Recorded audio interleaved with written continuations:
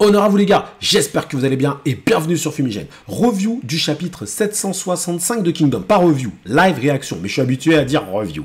Donc, on va regarder ça comme d'habitude. Vous avez déjà mis le pouce, vous avez déjà commenté, vous avez déjà partagé. Donc, on peut commencer les choses sérieuses. On était sur cette potentielle mort de Kanpishi. Je suppose également que vous avez déjà pris vos tomes de Broken Horizon. Eh oui, les frères, vous avez déjà soutenu votre ami Fumi, n'est-ce pas? Vous avez déjà fait tout ça? Eh bien, on commence dès maintenant.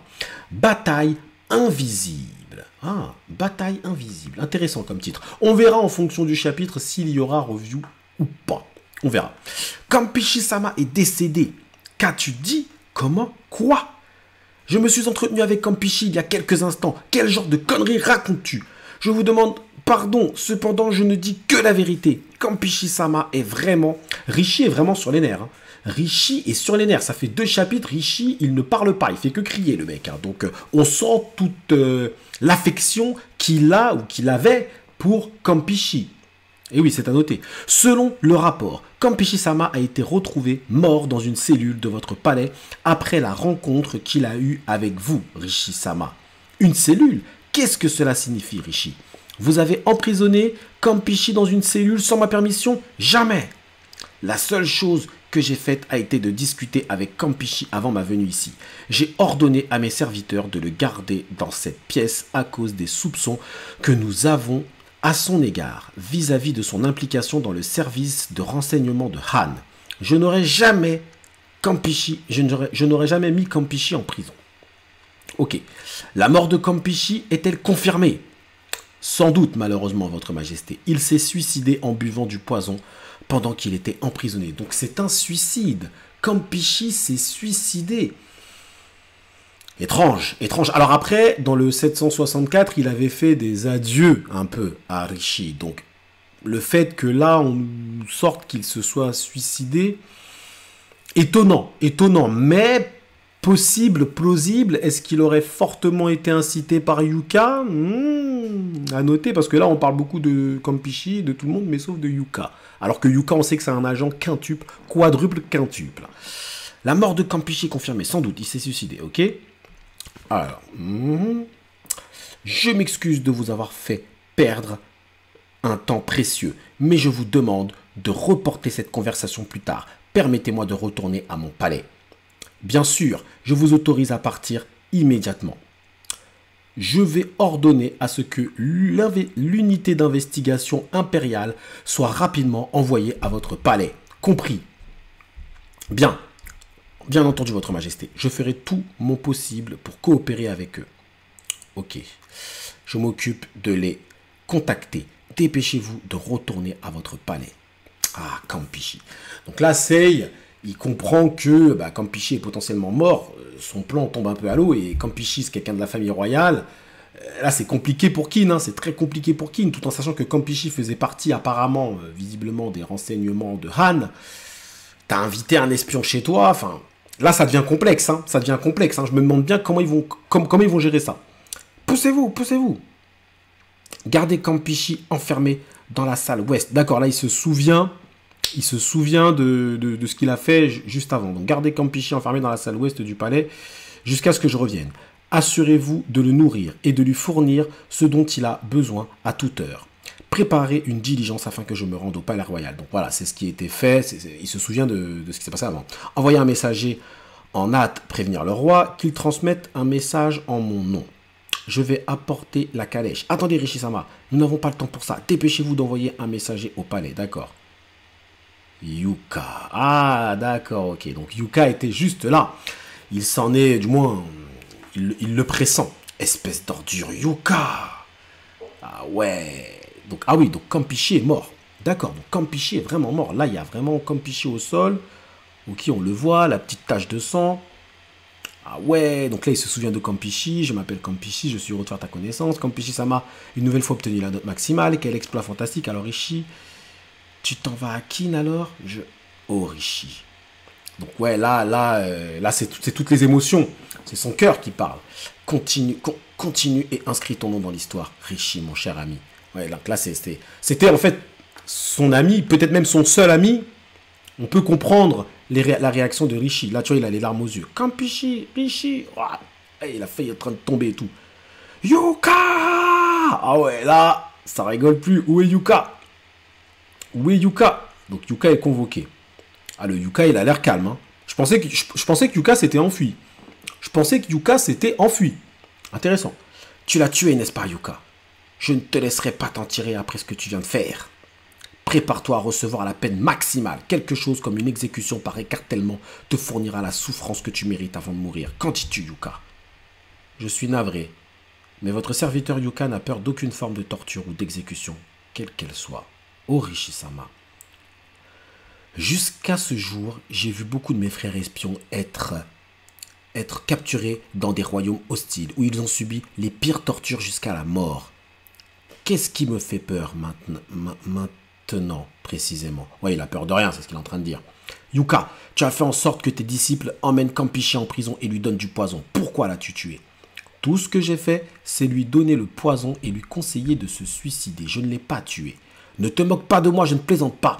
Pourquoi as-tu fait ce que tu as fait? D'accord, donc là, lui, il dit qu'il lui a juste conseillé. Ouais, ça me paraît un peu fort. Hein. Ça me paraît un peu fort quand même. Hein.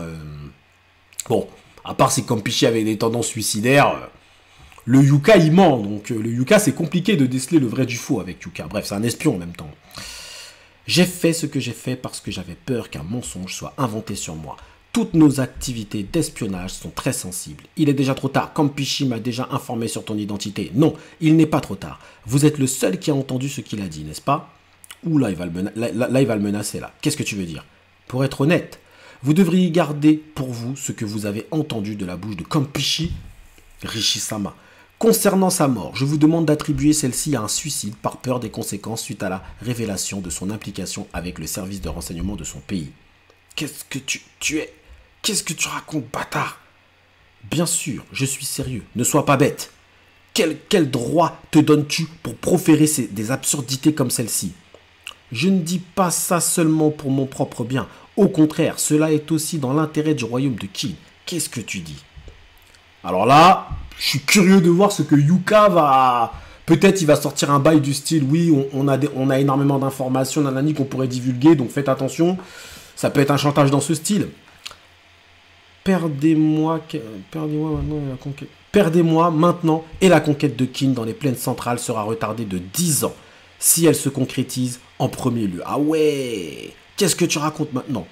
Penses-tu que ton exécution seule aurait un impact sur l'unification de Qin dans les plaines centrales? Ne te laisse pas trop berner par ton importance en tant qu'espion. Connais ta place. Ce n'est pas de l'arrogance. Mais pendant 6 ans, moi et mes associés, non, mes frères, nous avons risqué nos vies infiltrant les cours de différents royaumes afin de servir Qin.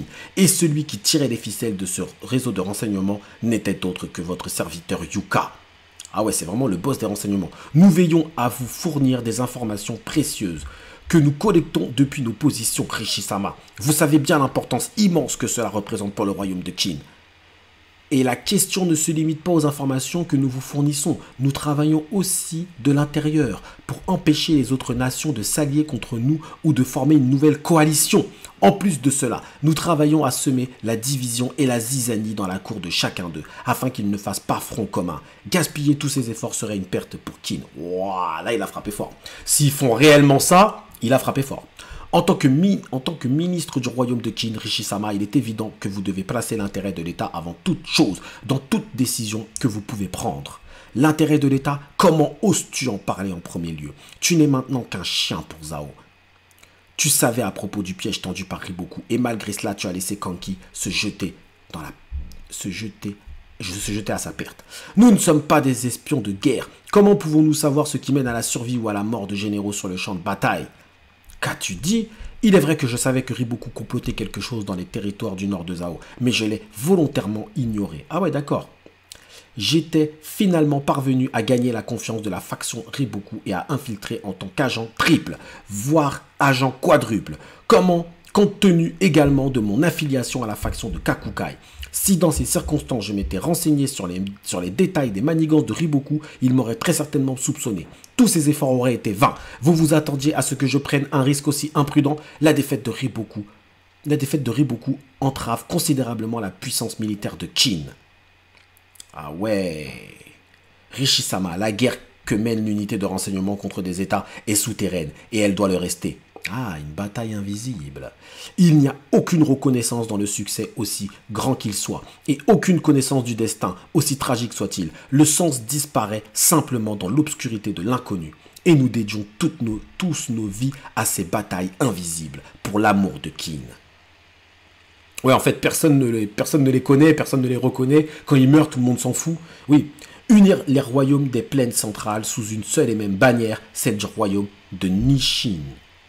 Peu m'importe si je suis un espion insignifiant, je n'ai que faire de ma réputation. Ce que nous ressentons, nous qui sommes infiltrés auprès des différents royaumes, c'est une forte détermination pour mettre à fin cette période de guerre incessante au plus vite.